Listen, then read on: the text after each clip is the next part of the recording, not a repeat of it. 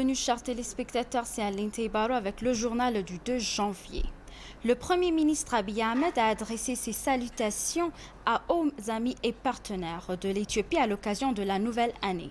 Nous souhaitons à tous nos amis et partenaires une bonne année, que l'année 2021 apporte un espoir et une résilience à notre communauté mondiale, a-t-il tweeté. Le monde accueille la nouvelle année le 31 décembre. Le nouvel an est célébré pour la première fois dans les petites nations insulaires du Pacifique de Tonga, du Samoa et de Kiribati. La Nouvelle-Zélande vient ensuite pour célébrer le nouvel an, suivi de l'Australie, du Japon et de la Corée du Sud. Le dernier endroit pour célébrer le nouvel an est Baker Island, qui se trouve au centre de l'océan Pacifique. Certains partis politiques en concurrence dans l'État d'Amara affirment qu'ils travaillent activement pour nommer des candidats qualifiés et compétitifs aux prochaines élections. Les partis politiques ont déclaré à ETV qu'ils se sont concentrés sur le renforcement de la participation des femmes à la 6e générale. Mengistu Amara, responsable des relations publiques du citoyen éthiopien pour la justice sociale ISEMA, à Bahar Dar a déclaré que la partie travaillait à augmenter les candidats qualifiés pour les prochaines élections. Il a réaffirmé que 50% des candidats de son parti au Parlement, ajoutant que la moitié des candidats étaient des femmes.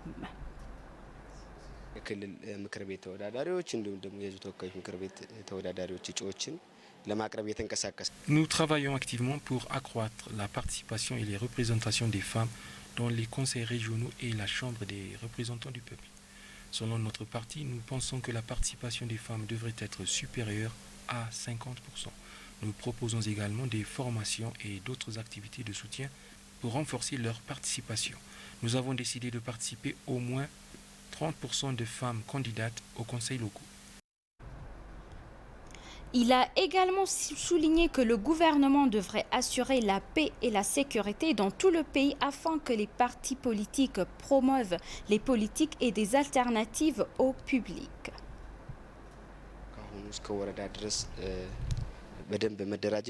Un parti doit proposer des politiques et des idées alternatives pour gagner les élections. La communauté doit considérer les alternatives proposées et être prête à décider de ce qui est le mieux pour elle-même ainsi que pour le pays. Tous les partis politiques ont la responsabilité de soutenir le gouvernement dans ses efforts pour assurer la paix et la stabilité.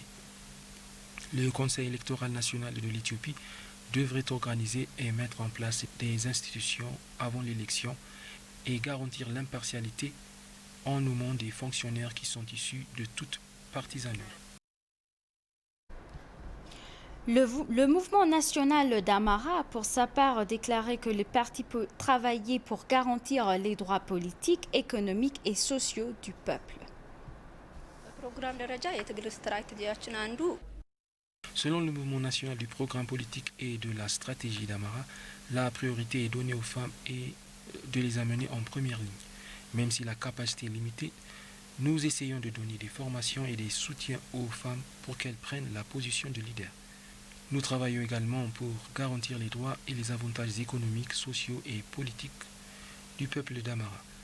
Des efforts sont faits pour permettre aux femmes de participer activement aux prochaines élections. L'ambassadeur de Russie en Éthiopie, Evgeny Teriken, a salué l'achèvement de l'opération d'application de la loi dans l'État régional du Tigray. Dans son message du Nouvel An adressé à l'Ethiopian Herald, l'ambassadeur a également exprimé sa solidarité de son pays avec l'Éthiopie pour la reconstruction des infrastructures endommagées dans la région. Nous nous félicitons certainement de l'achèvement de la phase militaire de l'opération qui a été menée avec le moins de victimes et de blessés civils, a-t-il déclaré. Je saisis cette occasion pour exprimer ma solidarité avec les projets du gouvernement éthiopien de reconstruire la région le plus rapidement possible. Selon l'ambassadeur, la Russie considère que la situation au Tigray est une affaire purement interne de l'Éthiopie et de son peuple.